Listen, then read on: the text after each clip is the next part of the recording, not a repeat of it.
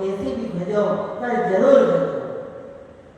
ये आपकी बात यहाँ पर चल रही है कि श्रोता के गुण ऐसे होना, और श्रोता के बारे में भगवान कहते जला अन्न की खाए हो, जली रोटी हो, कोई पूरी जल गई हो, सब्जी जल गई हो, उसको फेंक दीजिए।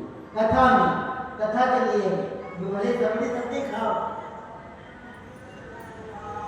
इसलिए यहाँ भगवान और निवेदित करते हैं दाल आदि नहीं खाएं, और कथावृत्ति को बैंगन नहीं खाना। बैंगन का मतलब होता है खट्टे, और अभी तो 4 महीने खट्टे बने। दीपावली के अन्नकूट के दिन भगवान को भोग लगाना तो फिर खाना चाहिए खट्टे का, ऐसा भी होता है। बैंगन नहीं खाना, मूली, प्याज भी नहीं खाना। प्याज है, लहसुन है, हींग। कथा हमारी चले रहते हींग भी मत डालो। ये भगवान ने यहाँ लिखा है कि कुछ चमत्कार जरूर होगा। इसलिए 6-7 दिन ये कथा चले, इसके बाद हींग की डब्बी कटक एक कांदा नहीं पटको, एक प्याज नहीं पटको तो 2 पकड़ लो अंदर।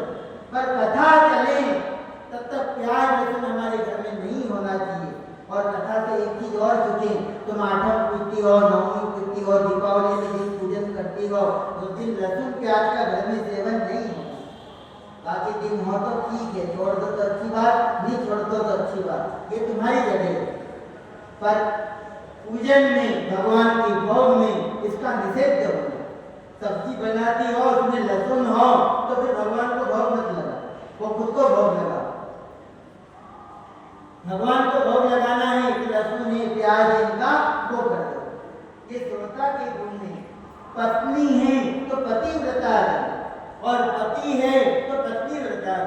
ये 2 चीजें और लिखी हैं आप। इसलिए शुद्ध पवित्र भाव से अपने मन के अंतःकरण को बिल्कुल भगवान को समर्पित कर दो। ऐसा हम करेंगे तो कथा हमारे जीवन को, हमारी व्यथा को दूर करती है। कथा टॉनिक है, कथा दवाई है। बुखार है, तुम गोली लेती हो, ठीक हो जाती हो। तुम्हारा पेट दुखता है, तुम गोली लेती हो, इंजेक्शन लगाती हो, तुम ठीक हो जाती हो। वो दवाई तुम्हें तुम्हारे रोग को दूर करती है।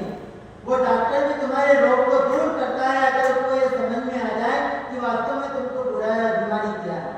पकड़ में नहीं आए तो दूर की बात, पर पकड़ में आ गई ये बीमारी तो तुम्हारी व्यथा को और दूर कर देती है।